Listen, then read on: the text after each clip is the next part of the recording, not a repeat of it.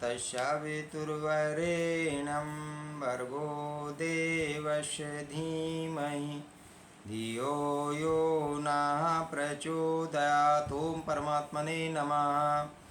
न शान्तं स्तौति निष्कामो न दुष्टमपि निन्दति सम दुख सुख स्तृप्तः किंचित कृत्यम न पश्यति। न नहीं शांतम शांत स्तुति करता है, निष्कामो कामनाओं से रहित। ना नहीं दुष्टम दुष्ट व्यक्ति की अपि भी निंदती निंदा करता है। सम दुख सुख दुख में समान, तृप्तः पूर्णतः संतुष्ट, किंचित कुछ भी, कृत्यम किए गए को, ना नहीं पश्यति देखता है। सभी प्रकार के सुख दुख में समान पूर्ण रूप से शांत, कामनाओं से रहित तत्वज्ञानी ना ही किसी की स्तुति करता है और ना ही किसी की निंदा करता है। ऐसा तत्वज्ञानी जो स्वयं में तृप्त होता है वह अपने किए गए कार्यों को भी नहीं देखता, अर्थात उन्हें कोई महत्व नहीं देता है।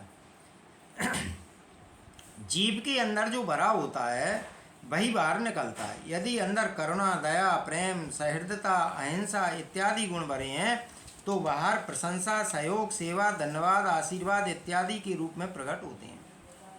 लेकिन जिसके भीतर घृणा, अभिमान, हिंसा, मोह, स्वार्थ, ईर्षा, लोभ, क्रोध इत्यादि दुर्गुण भरे होते हैं तो बाहर निंदा, झगड़ा, क्लेश, जिद, दुराग्रह, दूसरों को सताना, पीड़ित करना, हिंसा, हत्या करना, छीना झपटी आदि विभिन्न रूप प्रकट होते हैं। इन बाह्य लक्षणों को देखकर यह जाना जा सकता है कि उसके अंदर क्या भरा हुआ है। जो निंदा करते हैं उनके अपने स्वार्थ होते हैं जिनके पूरा ना होने के कारण वह निंदक बन जाता है। लोमड़ी को जब अंगूर प्राप्त नहीं होता तभी उन्हें खट्टा बताकर छोड़ देती है, और जब वही अंगूर उसे प्राप्त हो जाती हैं तो वे खट्टे से मीठे बन जाती हैं। काम वासना से पीड़ित ही काम को गाली देती हैं। जिनको धन के प्रति मोह होता है और जब वह उसे नहीं मिलता तो वही धन को वह पाप कहता है। जो कमज़ोर होता है वह बहादुरी की डींगे मारता है। निंदा करना ही दुष्टता ही है। सज्जन मनुष्य किसी की भी निंदा नहीं करते, परंतु ज्ञानी किसी की प्रशंसा भी नहीं करते। निंदक तथा प्रशंसक दोनों ही वासना से ग्रस्त होते हैं, दोनों के अपने नियत स्वार्थ होते हैं। ज्ञानी के चित्त की वृत्तियाँ शांत हो जाती हैं, उसके अंदर का निंदक तथा प्रशंसक दोनों ही समाप्त हो जाते हैं। वह समभाव वाला हो जाता है, शीतल तथा शांत हो जाता है, जिसके चित्त की व्याकुलता ही समाप्त हो जाती है।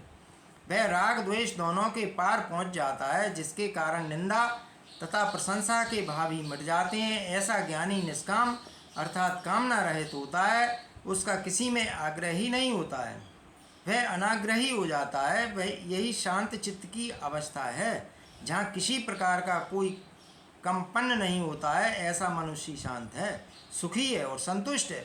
वह ना ही सुख पाकर खुश होता है न दुख पाकर दुखी होता है। वह सोचता जो हो रहा है सब सही हो रहा है, इसलिए वह सब स्वीकार कर लेता है। यदि कोई अच्छा है तो है, बुरा है तो है, सज्जन, दुष्ट, धर्मात्मा, पापी जैसा भी है तो है। यह ज्ञानी की परम दशा होती है। ऐसी अवस्था में पहुँचे ज्ञानी को कुछ भी करने की नहीं बचता है। यही साक्षी भाव है जिसके पश्चात वह अकर्ता बन जाता है। फिर न कोई साधना है, न सिद्धि है, न संसार का त्याग, ना ही मोक्ष प्राप्त करने की इच्छा। ज्ञानी की यही परम स्थिति होती है। इस अवस्था में पहुंचकर वह जो कुछ भी करता है वह चेष्टा से नहीं बल्कि स्वभाव से करता है।